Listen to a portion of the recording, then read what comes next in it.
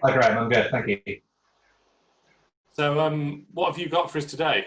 So I bought the bucket wheel excavator when it came out, and turned it into this great big RC contraption, and got a bit bored with its lack of real ability to dig anything or do anything. And I thought to myself, that conveyor is interesting, and I wonder if I could make it sort the bricks, because the model comes as standard with a selection of these small elements you can see here, that you're supposed to load into the bucket wheel.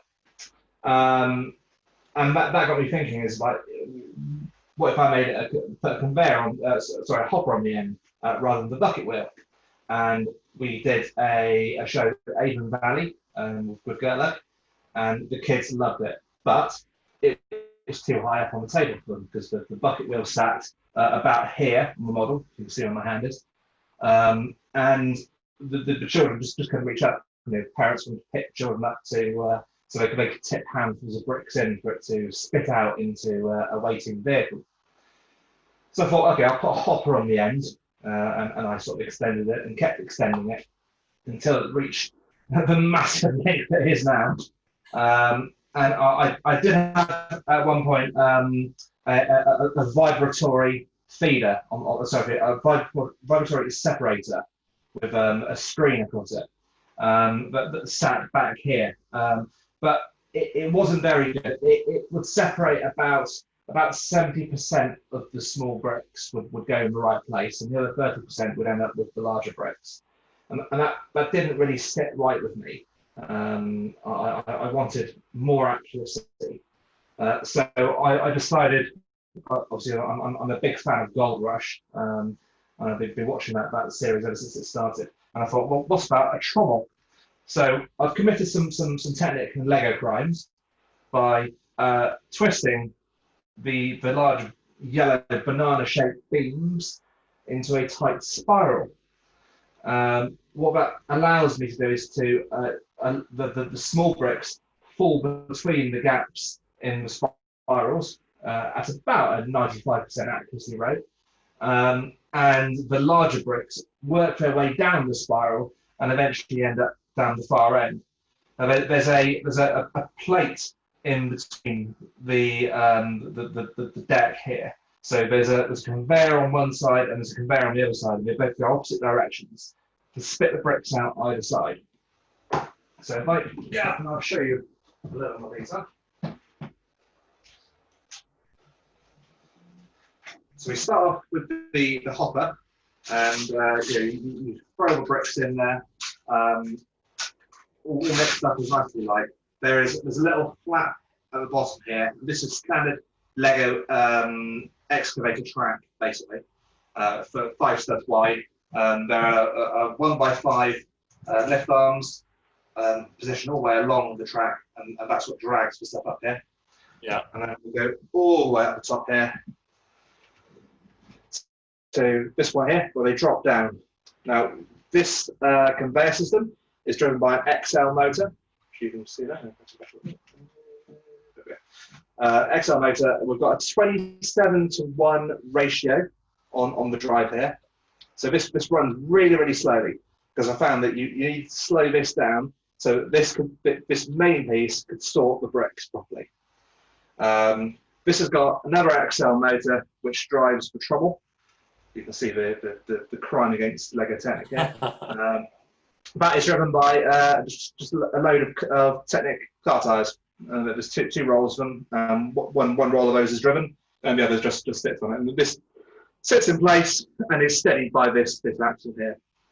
The back is separated off as best I could so the stuff wouldn't fall out the back. And there's a conveyor which spits all the stuff that comes down this chute out to the back of this trommel, so they work their way forwards, and then the big pieces drop down there, and the smaller pieces will drop down in there, so they end up in their respective pots. Oh wow! So I will turn it on now, and we can see it running. It's a little bit noisy, so fingers crossed. So I primed it up with a load of material. It takes about 2 or 3 minutes for the stuff to get to the top of the track. And as you can see here, it's just slowly into the top. Structurally down. You can see pieces falling down inside the trommel. You can see the small pieces coming out this side. The large ones, they might take a little while to get that far. But they sort of rotate around in here, and there are a couple of pieces within this trommel which just gives them a little kick. Sounds like a little while, really. Right there. Taking the odd little one. I think they're actually there to come out from that. We're about 95%. We can see what's happening, which I think is the key part here.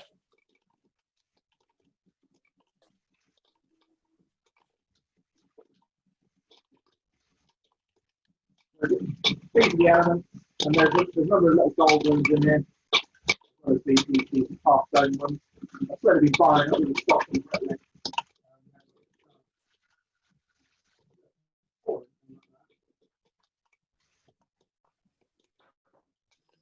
and they work their way up.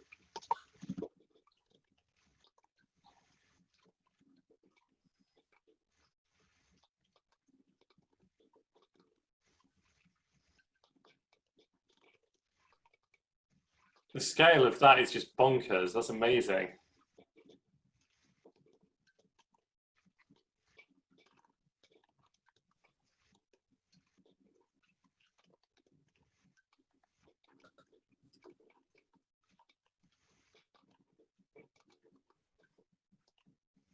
You see them coming out the small pots that hopping in the camera. Did you expect to build such a long conveyor for it when you decided to build this bigger version? Right, we can stop this. Very hard here. Right, sorry, Greg. That's okay. It is very noisy. So, Lots of moving parts, lots of falling things. yeah. The conveyor belt, did you when you first started expanding it, did you decide you were going to build something that long, or did it just get out of hand? Out of hand. Yeah. I mean, but this whole machine has been a very, very expensive thing to build. I mean, it cost me 250 quid, I think, to buy the machine when it first came out. And then when I first started to build it, I realised that it was a bit rubbish. One of the few bits of it that's still remaining is the base down here. And as I built the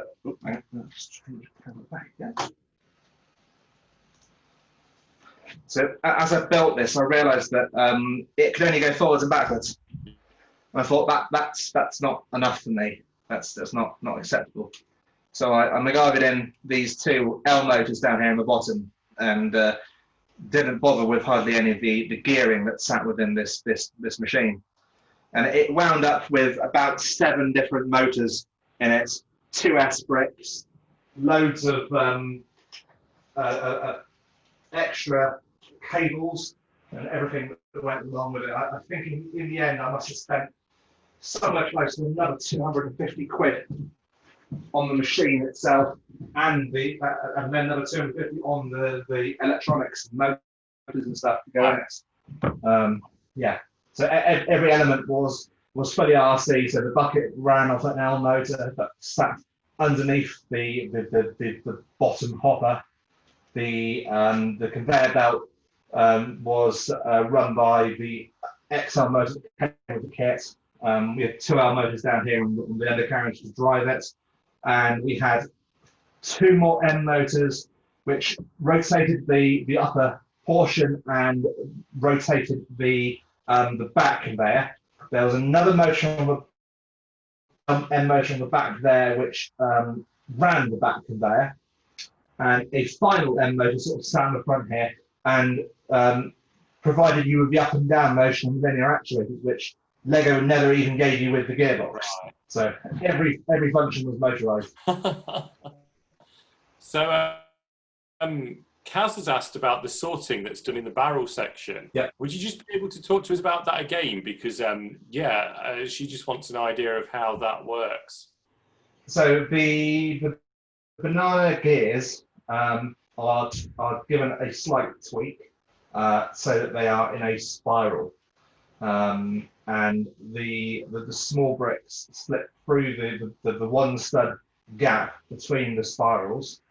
So over the course of a full rotation, a full 360 degrees, they are spaced apart by one stud. So they're each given just a little bit, a 2 or 3 millimeter tweak, maybe not even that, maybe a 2 millimeter tweak, and they're spaced apart all the way around with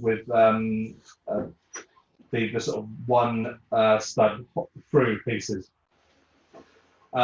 which allows you to have that spacing. So the small bits drop through, the bigger pieces then sit in that spiral, and the motor goes in the right direction to work the spiral and corkscrews those bigger pieces out onto the correct conveyor. Wow. That's genius. Yeah. The conveyor drive is basically the same as what was designed by Lego for the bucket wheel excavation, but I've then extended it many times until I got the right proportions and the right height that children would be able to put bricks in it, basically. And this was going to be something that I was going to be showing off this year at Lego shows in person. Any shows or not quite? Not in its current configuration. So it was at the Avon Valley Railway Lego event last year in its initial configuration with the bucket wheel and everything on it, and we wound up not running it not running the bucket wheel, but we were running the conveyors, and the kids were putting the bricks in, and they were just spitting out through the two conveyor systems, which was lots of fun.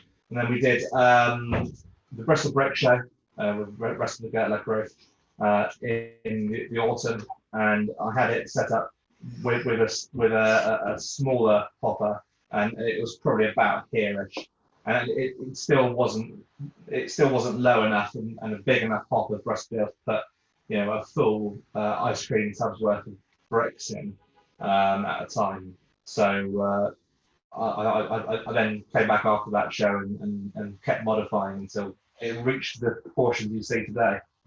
When it does get to the shows, it's just going to be mesmerizing everyone, right? It's just, yeah. The kids love it. They love being able to put bricks in it, be able to touch the bricks and play with it. And they can come around either side and empty the two hoppers and bring those bricks back around, put them in the hopper for them to go back around all over again. Do you have any clue how many bricks you used in putting this together? No. There's several thousand bricks in this, I would say. I mean, the original 42055, I think, is 2,000 bricks, I think. And I've used every single one of those that was in it, more or less, apart from the actual buckets. Yeah. I know I've had a full picker brick cup full of the small barrel elements. I know I've probably bought 600 odd of the half moon shaped elements, and I mean my bricklaying orders last year were quite large and expensive. I was probably buying 150 quid worth of stuff a month to fund my addiction at that point. And what was the most challenging part to build? What was the most difficult? There were two challenges. There was the challenge of building a big enough hopper, and that was interesting because there's a transition between flat and angled that you have to deal with, which required a little bit of engineering and thinking about how this would all ride. But the by far the most difficult one was actually getting the brick sorter itself going, where it splits the two pieces in half, getting enough of these banana gears was a challenge in itself as well. And then building a gearbox down here that would drive both of the conveyors, but going in opposite directions off the same motor, was also an interesting one, which I eventually managed.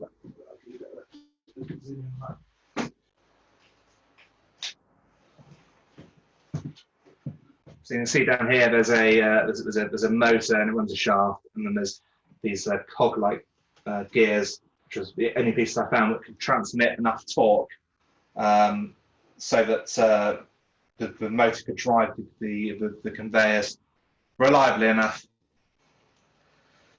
And even then, it needs to sit on this plate here, otherwise it gets rather upset.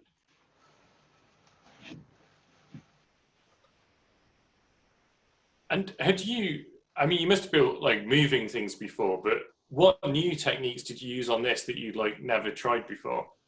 Well, definitely the spiral, and that was actually inspired by a GBC contraption but at the Bristol Brick Show. There was Shadow who was using a spiral to bring GBC balls up from a lower level to a higher level, and I thought, oh, hang on a sec, I've been watching too much Gold Rush.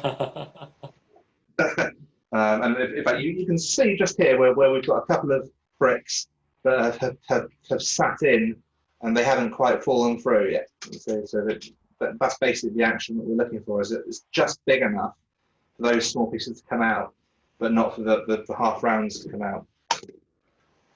Duncan mentions that we're going to see that build that inspired yours in a little while. Oh, fantastic. GBC. And also this gear train up here, that's probably about its third iteration, roughly. It used to sit out on this side here in this great big block, and I thought, hang on a sec, if I think about this, I can get it to sit in here. So I think the motor sat this side, it drove all the way through, drove over the gears, and then went back again. So it now sits on this side, and it's much more reliable. So I have problems with gears popping off under torque, because occasionally this will jam up slightly. Usually down here at the entrance to the hopper, and then the gear train builds up a whole load of tension, and then releases. You often get a pin of bricks over the floor. But that's one thing I haven't yet been able to protect, but we're almost there. I'm quite happy with how it's going. If anyone has any questions for Alex, please pop them in the chat, and we'll be able to ask him in a moment. Yeah. You mentioned one of the GBCs that has inspired you. Are there any other builders who you're always kind of watching out for what they're doing, who you really admire or inspire you? Not really. I follow Sariel and Racing Brick on YouTube. They've often got interesting things about gearboxes and whatnot. I'm excited to buy and build the new Volvo articulated dump truck that's coming out in August, which has got an automatic transmission in it. Yeah. I'm super stoked that Lego finally got on board with that. After, I mean, I built the Defender with the gearbox in that, which is frankly disappointing, and a few other models. And I've become a bit disillusioned with Lego's tendency to build models with single motors that are supposed to do multiple functions and rely upon you to move levers and all this sort of thing. I much prefer being able to just press buttons on a remote and make it do it, you know, as if the Lego figure on the ground was working a remote, you know. Yeah. That's so much more fun to do it that way. So some of the comments we've had while we've been looking at this, Kirsten says, that's so cool. Richard says it's superb. Al says it's insanely good. Kirsten says that it's an elegant mechanism and asks, do you have any plans to modify or tweak it or add anything more to it in the future? Yes, so the future plan will be, so if you know, there are some golden bricks within the system. So you have the little grey ones and you have the golden ones. Yeah. And the future plan is to take those and sort those again. So hopefully do some sort of colour matching and remove the golden bricks separate from the grey bricks. Do you have a concept for how it's going to work, or is it going to be a kind of trial and error thing? It's going to be a trial and error thing. I've actually got a Power Functions colour sensor. I haven't had a chance to put it to the test yet, and build a prototype. The trick is going to be in getting them to come through in a line and not grouped together, and then how you then sort those to remove them. So there's going to be some fun games to do that, probably involving some programming. Matt asks, do you think the system could work to sort even more different sizes? No, I mean, primarily it's designed as it was a mine. So it's dealing with rocks and separating rocks, effectively like we would on gold dust. So we're sorting the pay and the small stuff from the overburden larger rocks. So this is the first step in doing that. So we've got down to the two different types of stuff, and then further down the line, I want to sort gold from the gravel in there. I think everyone is suitably wowed by that one, Alex. So thank you so much for showing us that and walking us through it. Just a small part of the collection we lug around when we do the shows. I've got tons and tons of markers covered, and you can see a few of them covered behind me. So if you do ever make it down to Bristol Brick Show next year, you'll be able to see the whole lot. I think seeing it in person is going to be extra special on top of, there's something about the motion that always just makes it extra exciting. Yeah. Especially and some of the small children, just overgrown. Exactly. So we're going to move over to Ashley McKenna now from Brick Alley to have a look at a great ball contraption.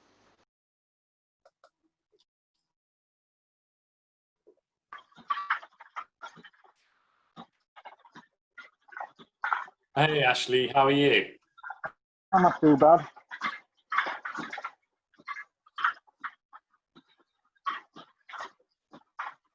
I'm okay. You can hear me? Yeah, we can hear you. So you're going to show us a great ball contraption loop. Yep. So these are all different modules that you've put together, right? Yeah, some instructions I found online.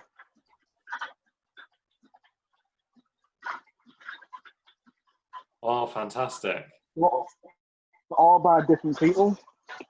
Now the shoot the instructions actually build them.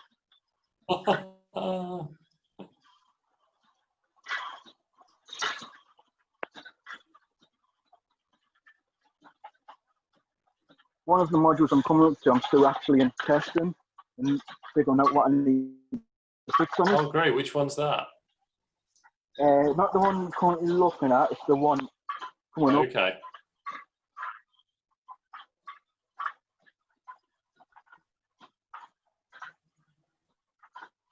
It's this one what's in testing at the moment. Oh, great. And it looks like it's working pretty smoothly from here. It is working, it's just the output, it keeps pulling the output apart. Okay. We get too many balls. Yeah, I do, Duncan, I have that one.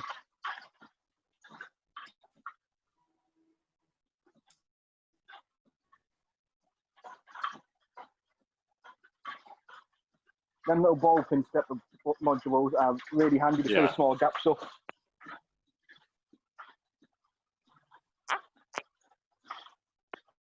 How long have you been building GBCs for? I've been since the beginning of the year, really. Over the last 3 or 4 months during lockdown, I built all these. Oh, wow. So you're going to be show ready by the time that we're allowed to meet up again? Yeah.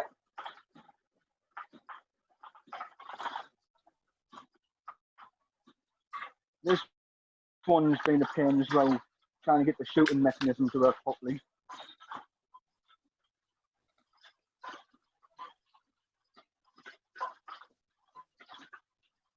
So which was the first module that you built? It's near the end. I'll show you when I get to it. Yeah, sure thing. This one's quite mesmerising. If you don't, what I say, don't watch it for too long.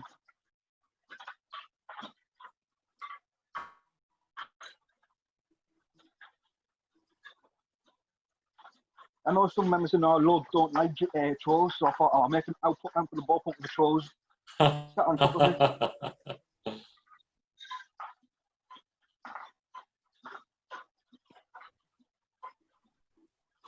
Very first module I ever built was this little small carbon lift. Oh, wow.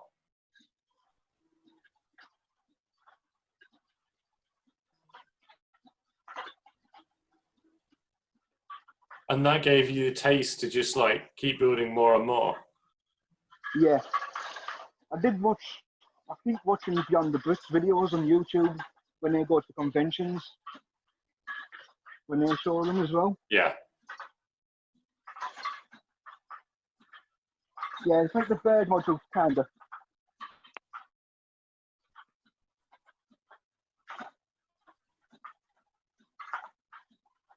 That's pretty much my whole loop. It's so mesmerizing. Even watching it like over video, you just can't help but just follow the balls to it. No, that's why I've got the official Lego soccer balls mixed in. So you got something to focus on. Yeah.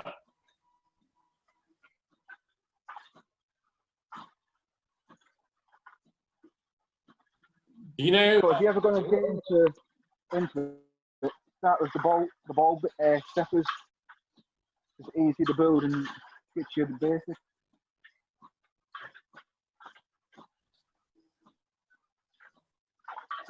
do you know how many bricks you've used putting all of these together? Well over 200, maybe more. I think there's more. Probably more. I didn't really count it. That's the best way. It gets scary if you add them up. The most expensive thing I find about this is the train controls and the motors. Yeah.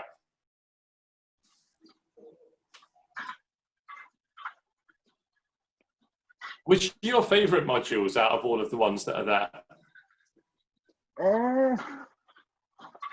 I'd probably say that one at the moment. Yeah. It's just mesmerising and the noise you get off it.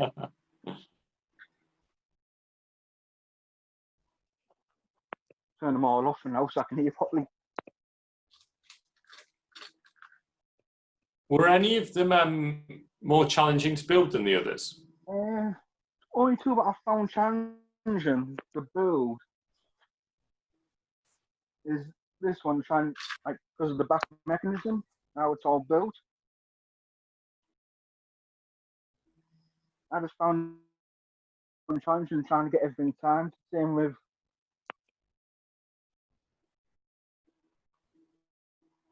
this one. You have to get this one spot on time so it doesn't actually jam Right, yeah. along there. It jams in like these little grooves. It's not timed right.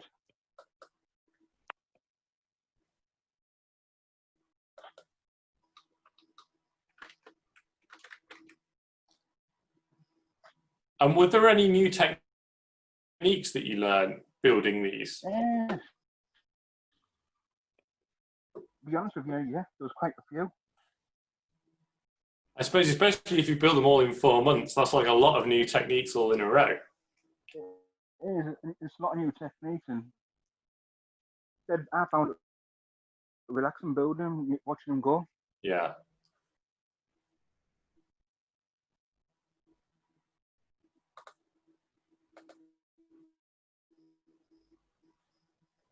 The only thing I find with this one, it's noisy because it's like a shooter type. The noise comes from just there. Oh, yeah. The person who actually quit is called Tom Atkinson from over in America. He mainly sets all the big conventions, GBC loops up over there.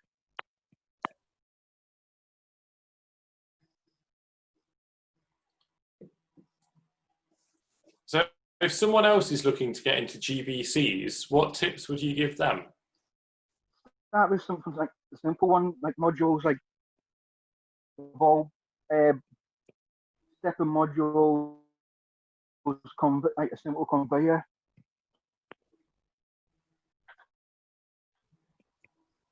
If they're getting into it, I'd start with something like the ball bin, that one. Yeah. Or even ball pump. They're the most simplest ones you can actually build. Yeah.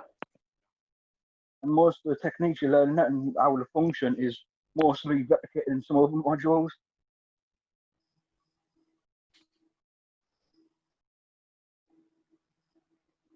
When the shows start back up, are you hoping to collaborate with other GBC builders to bring some of these along? Yeah, that's my plan. Hopefully, when the shows start back up, get back to the shows with them.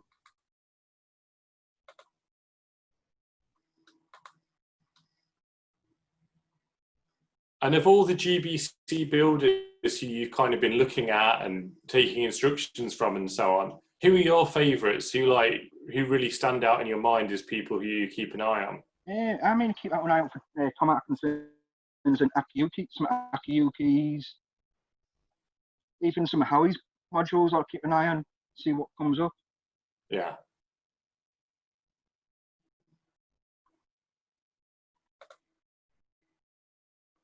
If anyone has any questions for Ashley, please pop them in the chat and we'll ask you in a couple of minutes. So we've got some nice comments going on here while you've been showing us, Ashley. Richard says that it's really cool. Kirsten says she loves the big spring barrel thing. That's a technical term. Yeah, Archimedes too. Kaz says that the cardan lift is not an easy one to start with, so well done on that. It's not an easy one to start with, I agree, but it took me about 4 rebuilds to figure out how it went together. And watching Laurie George's YouTube video of him building it. Sylvia says she loves GBCs and it's really cool. Do you know what you're going to build next for it? What's the next module that you're planning on? At the moment, I haven't really got one planned. I mean, to be honest with you, I haven't even looked.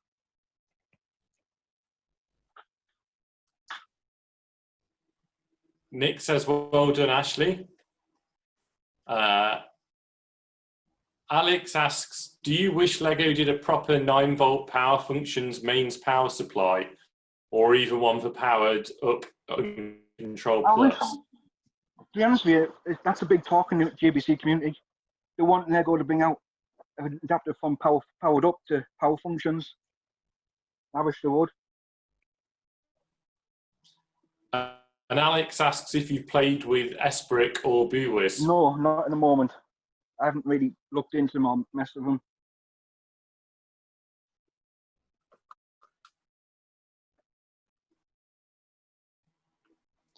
And are there any other bits that you want to give a shout out to, Ashley, in there? Any other details you want to show us? Off the top of my head, there's none at the moment I can think of. Well, we got a really good taste of it in motion, and that was really fun to see. It's definitely a big. There was 3 modules I didn't get on the table because they weren't reliable enough, and I didn't have enough to complete the loop. That's quite fun though, because it teases everyone with something to see next time. Yeah, Well, I did do that. Noticed that you put this gazebo up this morning and did the layout all today. Yeah, I'm actually in the backyard. That's the only space I've got where I could actually do it. That's incredible.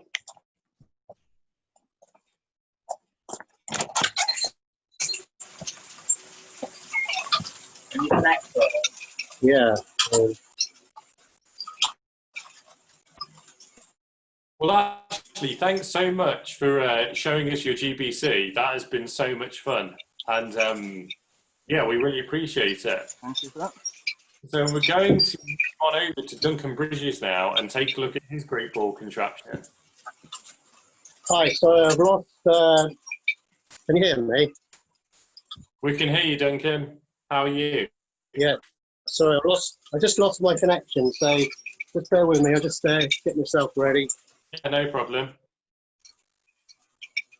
So my son's going to keep an eye on the great ball contraption while I take you through the loop. So it's good to have a Just help. making sure there's no balls, yeah.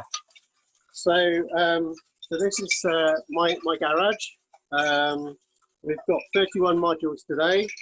There's 130 balls going around. There's 7 train controllers. There's 2 Esperates. It takes approximately around 5 minutes for each ball, for a ball to go round. And the loop is approximately 10 meters, which is 30 feet, which is equivalent of 5-6 foot tables. So, all right, let's make a start. Bear with me a second. So we're going to start with the main loop. And first up is what I call the rotator. It's basically a rotating wheel. I've made it from instructions. It's got 4 gears to reduce the speed. And it was originally designed by a chap called Yaharu. So on from that, we go to what I call my Jurassic Ball poster. We'll start with a general view. This is my own creation. It's got 2 gears to reduce speed. I've used various ideas from BBC to make this. So let's just have a look at the scene. So you've got the gates there from Jurassic Park with a dinosaur on there. And the middle guys there, one of them's actually caught a ball. I don't know whether he's going to have it for breakfast or not. And then we've got the mechanism here that takes the balls up. Yeah. And as you can see, we've got green balls going around, which are the fluorescent balls, which I'll show you later on. So I like this view here, where you see the balls moving down. That's great. So next up is, I call this my lefty righty. It's a combination of Akioti's conveyor belt and Stefan's left-right mechanism. So if we watch this ball here, so you get one ball that goes left, and the next ball, when it comes up, will go right. So I've got two loops here. And we'll see it going down the top there. So we're going to have a look at the inner loop next. So this is what I call my conveyor. So it's slowly takes the balls up into the next model. It's my own creation, but based on a standard conveyor. Next up, I call this the forker, but it's actually called, the designer of this called it the banana pig. He is a 16-year-old from America, and his name is Ethan McKenna. I've actually spoken to him over Zoom. He's very good at designing things, and this particular design is, I think it's really good for a 16-year-old. Very impressed. It's got about 6 cogs on the back to, I don't know, I'm turning my volume up so I can hear you guys. It's got 6 cogs on the back to the dry position, so there's a motor underneath. And then the cogs, the cogs go across to do the dry. The next one is what I call a zigzag stairs. Now, this is a design from Derek from a YouTube channel called No Nonsense Wars. It's one that I saw at a virtual show in America about 4 or 5 weeks ago. And I just love the motion on this one, how the balls go up and down. So I studied this video and re-engineered it. That's incredible. Yeah. So the next one is another conveyor. So this has got two gears to reduce it. One of which is a worm gear. So it goes really nice and slow. Now the reason this goes slow is because the next model is called the tiny wheel, and it doesn't like taking very many balls. So I've just slowed it down so it doesn't get overcome with balls. Yeah. So that has got 6 gears to reduce it, and it's just basically a small cog. It's all 4x4 round brick with blue pins. So the next one you'll like, Graham, is my pilot board, we call it. So this is a pilot ship. So it's a GDC themed GDC. I'm looking at pictures of pirate ships on Google. I've picked my own version of the pirate ship. I was made for sales myself from the bits before, and it's powered by a servo motor. I don't know if you can see the servo motor there. Yeah, we can see that. Yep. So this is powered by S-Brick. So I'll just use the software on S-Brick to do that. Yeah. So if we just, I don't know if I can show you just inside the hole. Oh, cool.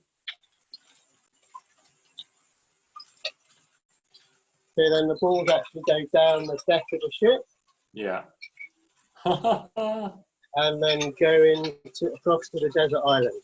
Oh, wow. They go through a couple of holes, and there's a waterfall which has got around 300 bricks in it. And it's also got a light in the back there, so when we go to the start, there's a little pond there as well. There's a few things going on. It looks like my skeleton has fallen off. There's a guy on a boat here as well. So behind that is what I call the captain's wheel. This is another Uharo wheel. I just used the wheel and then made my own bit because the balls come out so low on the pirate ship. I had to invent something to take them up from a low position. So this is what I created. So next up we've got what's called what I call a wave stepper. It's actually being created by a chap called Lassie. A few more balls on there. It's got 2 gears to reduce speed, and it's driven by an axle camshaft. I just love the motion of the balls going on this one. Another ball coming. That's really nice. Yeah. The next one is Martial Arts, or Martial Arts Stepper. I built this one entirely for the instructions, and I think it's one of the best steppers around. That's so smooth. Yeah. So the next one, I call this my rising steps. It's re-engineered again from looking at pictures on YouTube. The idea came from watching a video from JK Brickworks. I just love how the balls kind of bounce up the slope. It's running on sort of natural. I don't know if you can see the motion there. The next one is my rainbow stepper. So again, this is made from instructions. I've modified it slightly, not quite followed the instructions for the actual Lego pieces along here. It's got a long axle that runs through the middle, and it's got kind of a piston motion going on with 2x1 arms. It's got a lovely action. I love that one. So I don't know how many of you know Hugh Millington, but he is probably one of the longest running GBCers in this country. He's made quite a few models. Yeah, he's from Brickset. And this is one of the ones that I saw him do a Reading show. I think it was not last year, the year before. So I've copied what he's done and made my own, engineered my own version of it. So what it does is the balls come down and they go different ways and then fall into the buckets here. once the buckets get heavy enough, the buckets tip them out. So my thing's just showing what it does. And then it goes into the next module. And now we're back onto the main loop. So this is what I call my slicer dicer. I've done a few mods to this to get it to work nicely, and it seems to be fairly reliable now, but it kind of picks the balls up and shoves them, puts them out. This has got 4 gears to reduce the speed, and I saw this on a YouTube video on a Western Australian book show from their Fabuland area, and I believe the place that was well. I don't know exactly the name. So we're going to move on to the next one, which is Akioki flat gear rotator, but this is a bit different to Akioki's in that he used the biggest flat gear than me. So I just used a smaller one and made my own version. I love the mechanism of this. I have got the actual normal size flat gears that he's used on his, and I am currently making a module for that. So it's got 2 gears going to speed on that one. The next one is what I call the towers. So this takes all the balls up and over the top so that I can easily get into the area quite easily. Oh, wow.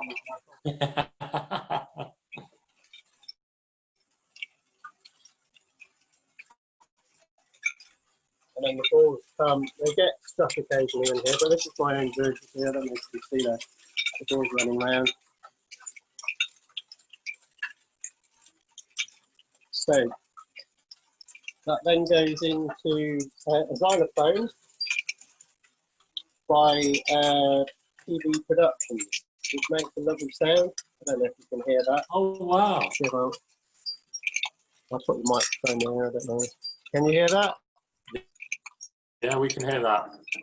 Cool. That's so much fun. So it's actually quite good that if you're doing a show and that falls silent, you know you've got some ball stuff. So next up we have the outer loop, and so this one is called the Wave. This is one of the very first modules that I made. Basically, it's got another track conveyor underneath, and it just pushes balls along. That's such a I don't know if you noticed, but just over here there's a little light which charges the UV balls when they go around.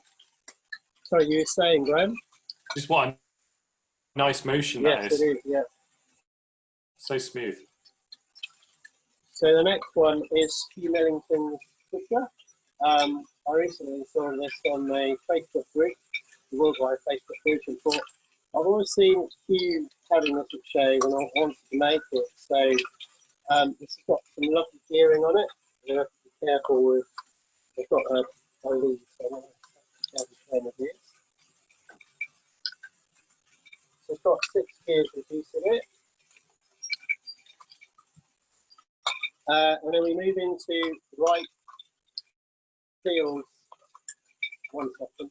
We move into White Fields Industrial Bucket. So White is from Australia, and he does some wonderful stuff.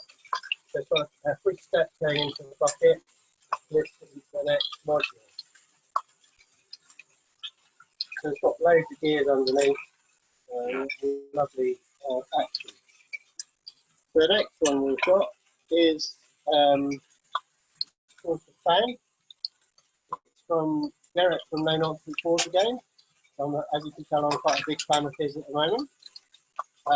It's got lots of gears with the motors underneath. I don't know if you can see the gears there. There's that one. And that actually, I've made it into 2 modules basically, because it goes into the side conveyor. Now, it's not the conventional side conveyor. This is martial arts idea, but I've taken the idea of just a conveyor belt with side things and made it into this module. I just love the way the boards go along like that. It's quite fun. Yeah, definitely. I've actually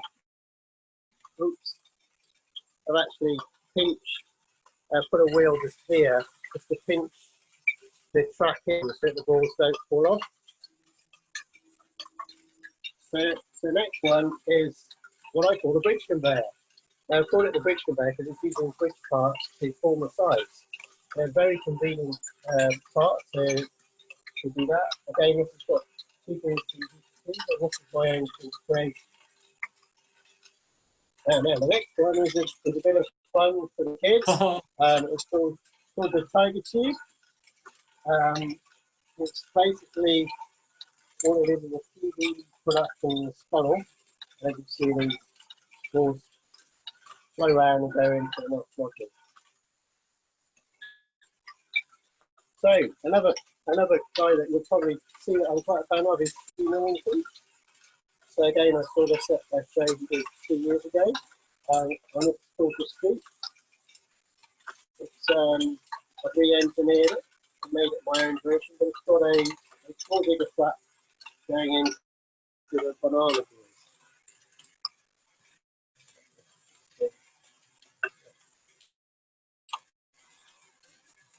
Next up is, I call it my whirling tube, because I like to give all my modules a different name to what the originator was. So it's a bit like Alex's brick sorter, but this is actually martial arts Archimedes screw. So we'll talk about this earlier on. That's great.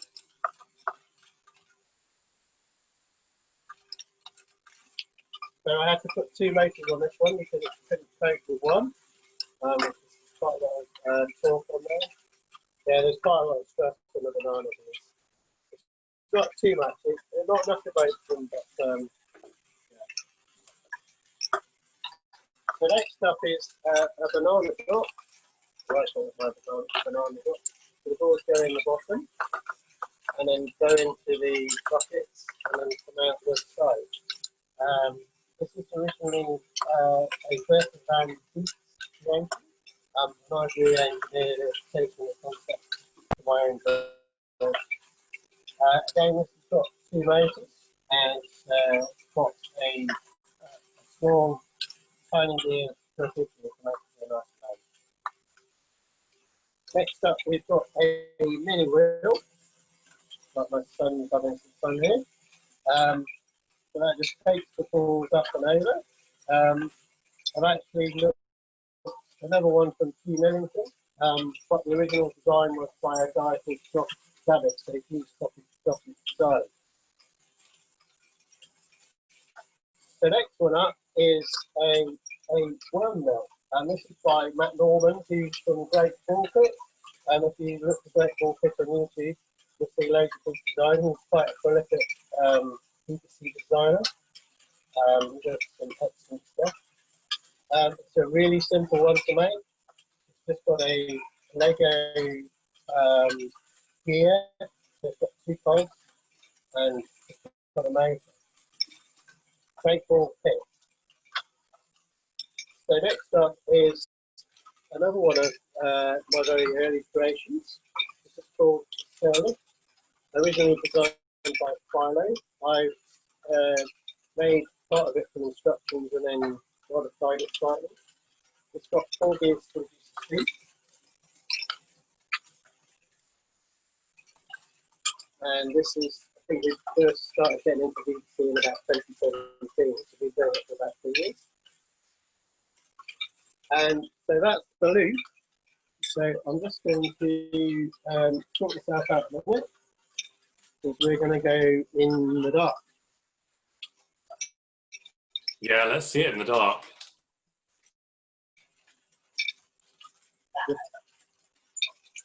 It's the, hold on, I just got to the one. It's the one with the 3 sockets on the left.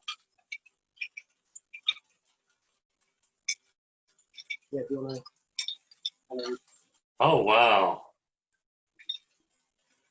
that's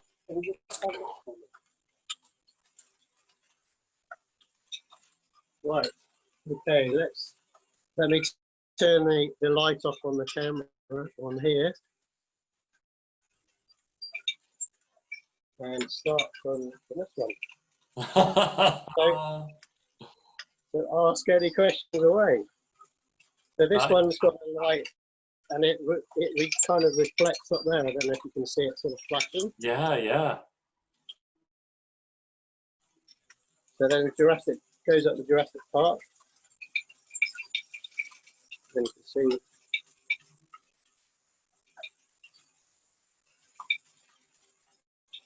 So obviously I needed to add a bit more lighting because otherwise it's a bit too dark. But it's quite good that if any balls spill off, you can see them like this one here. That is handy. Yeah, and then there's a fluorescent light down there that's discharging them, so that they last. Apparently, they last about 1 meter before they need a charge. Oh, that's really handy. Yeah, that's cool. So I've got another charger here, and I've actually lit up fuse pusher. There's a bit of green light underneath there. Yeah.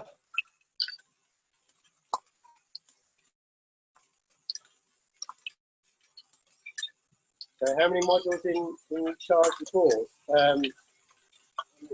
Right, I've got 1, 2. I've got about six lights, fluorescent lights, plus there's a tube which I'll show you later on. So let's see. Yeah, so that's quite a nice one. The side conveyor. And then I've lit up the G-flow.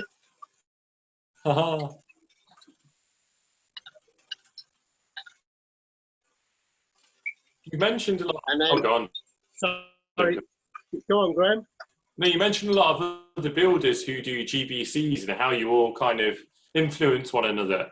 And Yeah. I wonder if you could talk about the sort of collaborative nature of it. And So I'm on a worldwide Facebook group where we all share ideas and share instructions, and we've had about 5 calls since lockdown, Zoom calls where we've been looking at all the different routes around the world. So the first one is in Australia with three or four guys.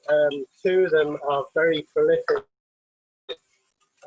designers. One of them is Laurie, who does, I think it's Laurie James, I'm not sure, but he does a golf course, which is really cool. So I've actually lit up the pirate ship, and you can kind of see the balls going into the rock. And it's got a few lights on the deck there that light up. Oh, great. And it's actually got a light in the actual hull as well. So this is, going back to, I was saying about S-Brick, so this is the phone. I don't know how well you can see this. So this is all the controls. So just go around a bit more.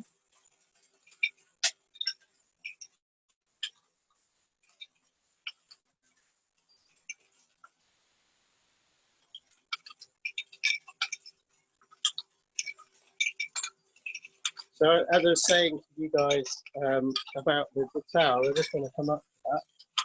Again, you can find missing balls. So this one has got a fluorescent light in it, which charges the balls a lot, and quite good to there. You can see the ball quite nicely down there on the top. Kind of down. How many balls do you have running in the loop, Duncan? So there's 100 fluorescent balls, and it's about 50 to 50 orange Lego balls going around.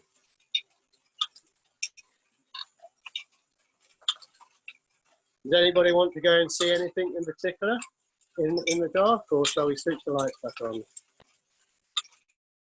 Shout out now, everyone, if there's a particular part you want to see in the dark again. Right, okay. Have the lights on. Someone has asked about the wave functionality and how that works underneath the belt. So the wave, right, okay. What we can do is we can switch this off. Push the button. Because it's quite noisy for me. Thank you, Callum, for your help. So this one here, you can, I don't know if I can lift it up. So can you see that? Yeah. Yeah, so that goes along and moves the top track along. Does that make sense? Yeah, definitely. That's really elegant. Yeah. Anybody want to look at anything else in detail? If anyone wants to see a favorite module or ask any questions, throw them in there.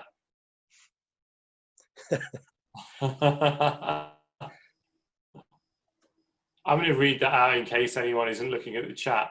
Richard says that Gillian has just asked him, what are you showing each other in the dark? I mean, this would be great if I could get this taken to a show. Now, I know that at the Reading show, they do a dark area. So if we could have a GBC in the dark at a show, I think people would really like that. A lot of people have commented on how nice it is that some of the modules are themed and how GBCs are already impressive, but then to have a GBC also with theming like the Jurassic Park and pirate ship is really nice.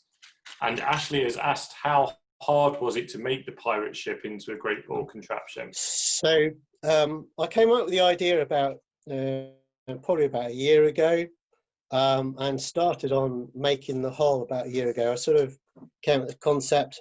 I'd seen people do the this sort of up left and right, and thought that'd be great if I could get that to go up on the deck and then go along the deck and then sort of roll into a desert island. So the actual ship, I kind of made it from scratch, but I used loads of different pictures from Facebook and used the bits that I had just to make it. So in the actual models, they have proper cannons, but what I've done is use GBC, if I can get one out and show you. I've used actual GBC kind of tubes at the side there, and just, so it's quite simple, and these are obviously just go up and down. And I just built it up over, it's probably about a 6-month project really. I just put a bit of theme in there, the odd figures from Harry Potter and a few pirates here and there. Yeah. There is a cannon there hanging, which is, I think he's killing the skeleton actually. And then there's another Harry Potter character there. My camera's not focusing very well. And then we had this figure here, so I thought, why not put a figurehead on? Yeah. And then I had a big city which is sort of been broken up now, although I'm building into something else. But I used part of the beach, and then thought, I've never done the technique of doing a kind of a pond area. So I had to go at that myself, and then got ideas offline of how to do the actual waterfall from Bristol Bricks. Actually, someone done something similar, and I'd seen stuff online. So, and I'd sort of done a bit of rock technique, but sort of it's just random really, and you just got to have a go at it, and it's a bit of trial and error. But I think that took me, the rock was probably a couple of weeks work. So it's sort of, I didn't go at this sort of all the time, but yeah, I've got quite a few in the pipeline actually. I'm going to do a Harry Potter kind of vault under the vault where the Gringotts, yeah, I do Gringotts vault with the balls coming down like on a roller coaster. I'm also going to do a Star Wars Hoth one, and I've also got some others lined up as well. So watch this space. I've actually got a YouTube channel which, if you wanted to go and look at some more of my stuff, it's called DC Brick Productions. DC Brick Productions. Yeah. So look me up. There's a few videos on there. Me and my son build quite a lot of stuff. So if we go back to the Jurassic, if this one sort of got a bit of rock work on there. Ashley's asked if you're going to light up the waterfall blue to give it a different effect. The waterfall does actually light up, but only when it's on. But it's got a a little blue. I've got, I don't know if you can see the wires there. I need to put some more lights in there, but yes, I do, and it's all, what I've done is butchered the Lego lights that go in trains and stuff, and soldered on my own small, really small LEDs, and that works for the PVs as well, for the the things that charge the balls. And Richard said how brilliantly done the waterfall is, and how difficult it is to get rock work to look natural like that. Yeah, I mean, I spoke to somebody was mentioning Simon. I think it was on the Star Wars thing. Is mentioning Simon, who does loads of stuff, and he said if you change it every three bricks and do a different direction or a different height, it comes into effect. So I just had a go at it, and it sort of turned out. I mean, it's a bit of trial and error, but I think if you persevere, you'll get some rocks. And I like flowers, as you can see. Yeah. And I quite like the palm trees as well. So we've actually got quite a lot of greenery at the moment that we can use. So. Do you have a favourite module or a few favourite modules, Duncan, from the layout that you've got up today? So I guess I've scrapped quite a few recently, but I guess I quite like the zigzag stairs. That's got a nice motion to it. And also I like these sort of stairs here, which are quite cute. I like the rainbow stepper. That was popular in the comments. Right, okay, yes. I like the colours on that. Yeah. We were at Bristol Brick Show last year, and a guy had made one and tried it out and it didn't work. So I thought I'd have a go, and sort of, it is a bit temperamental, but once it's going, it's okay. I guess when you take it to a show, it probably won't work too well because I don't like travelling some of these. So I'll probably have to mess around with it a bit. So the other one I like is obviously the pirate ship, and I quite like my Jurassic Park. Apart from that, I've got a couple of modules over here that are kind of spares. This one's a stepper. I quite like the motion of that one, and the other one here behind it, it sort of chucks a few balls out, but this is my own creation. It's a bucket conveyor. So the balls stick in here and then chuck out this end. But I didn't really want to run it today because it does chuck out a few balls. Yeah. So, and I like this one as well. So I like quite a few. I like the slicer dicer. I mean, that's quite old now. It's probably about 2 years old, but that one's quite cool. So yeah, there you go. Hope you've enjoyed it. Yeah, thank you so much, Duncan. I think everyone's pretty wowed by that, and yeah, there were lots of nice comments about it in the dark as well. One more question then that we can squeeze in. Ashley asks, which is your most reliable module? I should probably say it's probably the stepper. Yeah, that's probably the most reliable. But they're all. I've been set up in my garage for probably about 5 or 6 weeks now, and sort of running it to death to see which one needs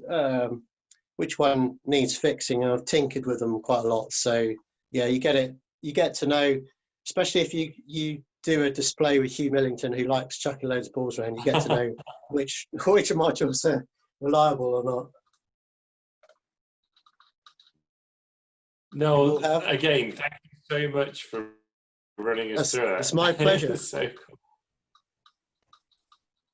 And I believe we've got time to have a quick look at Alex's S-Brick powered Mac Anthem. Yeah.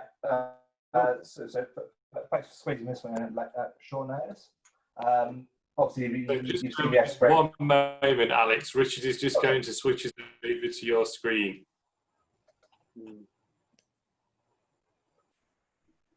Yes, go for it. Okay, so we've seen Duncan using the S-brake there to just simply control motors on and off. When Mac Anthem came out, I was fascinated by the mechanism, but as always, let down by layers implementation. So I spent a bit of time working with it to motorize it, not the actual Mac Anthem itself, but the container trailer itself. So if I have this up, I've squeezed a total of 4 L motors into this contraption. The stabilizers are powered, the lower arm is powered and the upper arm is powered, and then there's also a motor down here on the bottom which does the landing gear up and down. And I've got 2 buttons here on my S-brake control. I've got 4 buttons. I've got legs up, legs down, but it's sort of sat in place at present, so I won't bother that. And if I tap unload container, it should unload it. It wasn't loading it earlier. It is very temperamental based on how much battery you've got and all that sort of thing. And it doesn't seem like run off my AC adapter. But we'll tap unload and hopefully, fingers crossed, it should all work.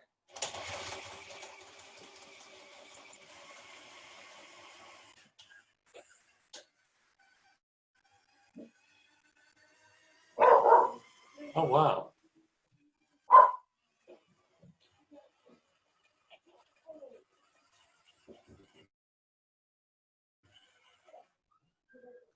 And that is a full unload cycle. Now, in theory, it should do the same in reverse. It doesn't quite manage it in reverse, unfortunately. But it does reveal everything underneath it, which I'm sure you'll all quite enjoy, which is basically the fact that I managed to squeeze these 3 L motors here into space underneath the container itself. As you can see, we've lost a little bit of the rigidity on these pieces, but sacrifices had to be made. There would have been another piece running across like this, and it's instead being spun around on this side here. So I have used basically all the original driving that Lego gave us, which is these 2 axles which run either way to the linear actuators, and then I squeezed a 3rd motor in here, which drives down this load of gears that way and that way to get around certain pieces, which turn linear actuators which push the stabilizer legs down. If you don't have stabilizers legs down, it will fall over on its side. So that's we try a load operation. Let's see how it does. Helps if you pick it up. I need to do a bit more work with the gearing to give it more power. Yeah, I might manage it from there. If anyone has any questions, be sure to pop them in the chat. And it's still trying to run a motor. Oh, there you go. Well, there you go. Okay, actually managed a full cycle with about. So yeah, it took me a while. It's all based upon timings, unfortunately, how long to run a motor for, which does cause a few problems if you've got flat batteries, because it really needs a full 9 volts on the batteries to get things moving. The gearing only just manages it. Bear in mind, it was designed to be run by hand of God off a couple of cogs down this end here. Yeah. But this is much more satisfactory, given that it runs itself. Can we see it one more time on unloading? So unload.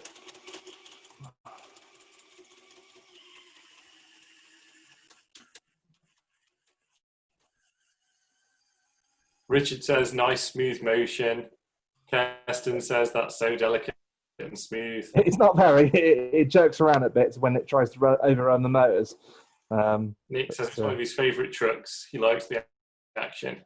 Yeah, it's quite cool. Let's try and load again.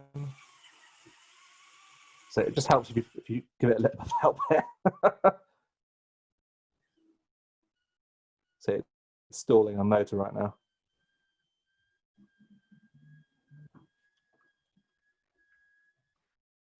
Yeah. Something is not happy.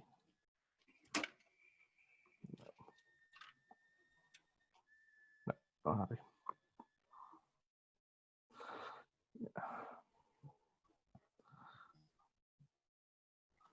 Unfortunately, what happens, you have to go and drive it by hand. And it's so nice to see that model automated in that way, though. Yes. But it just really struggles with the gearing that I've got in here to lift this weight. Sorry, put this camera back up there again. To lift this weight.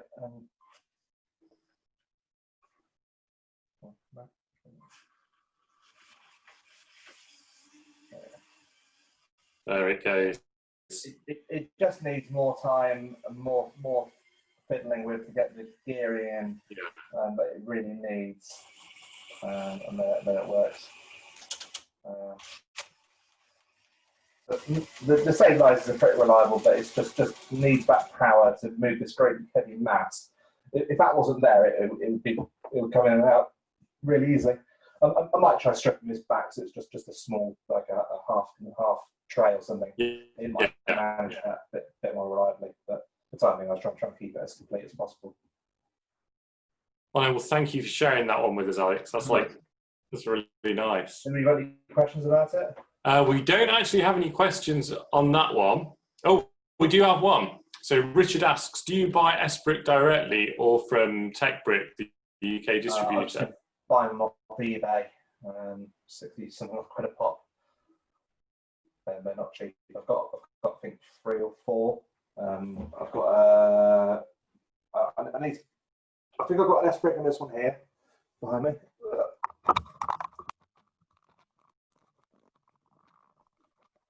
S-Brick in the excavator behind me there, and I need to buy another one for it because I've modified this one to run all the functions off of the top, the 4M motors in the top, and then there's 2 XL motors on the drive of the tracks down there. But I need to buy another S-Brick to fully S-Brick that model. I've got another S-Brick in my my Volvo wheel loader as well, and obviously if when I buy the next one, it'll be Control Plus. Duncan asks if you've tried the new S-Brick Plus yet. I haven't bothered with the S-Brick Plus. It doesn't give me any advantages for what I'm doing over the standard S-Brick. So I've just been saving the 10 quid or so. It would be really nice if the likes of Buiz or S-Brick would do like an 8-channel unit, because I find 4 channels is just not enough for what I want it to. Yeah. It's okay for this, but if I then wanted to drive this unit, I have to buy another S-Brick, put that in there for all the motor for drive and the motor for steering that I'd need. So 8 channels would be much more preferential. I think that's a really good place to wrap this session up. So thank you very much, Alex, Ashley and Duncan. It's been amazing seeing these builds, especially like the pressure of having them in motion and working while on camera. Just adds that extra bit of pressure, and the fact that we've been able to see them all in action has been really cool. So everyone's got about 10 minutes to go, have a little comfort break, grab a cup of coffee, tea, whatever else. And then at 4 o'clock, we're going to have a session on vintage and remastered Lego sets. And then from 5:30 until 6:30, there's time for a social and to, switch the tea out for something slightly stronger, perhaps. So thanks a lot, everyone. I will see you again shortly. Yep. Thanks, Graham. Yes.